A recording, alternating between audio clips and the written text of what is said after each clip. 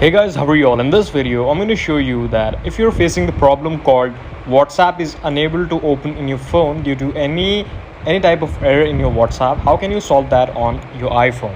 So firstly, you just have to do one thing. You have to uninstall your WhatsApp from here, and then you can restart your WhatsApp from downloading it from App Store. And the second step, if you don't want to lose your data, so how can you solve this problem? So we will click on the setting option here, and I will go on the WhatsApp setting here.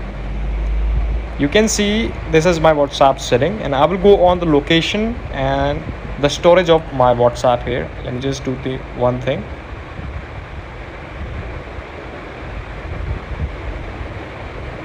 So we need to go on the general storage here on our iPhone. You can see there is 94 GB data is already used in my phone.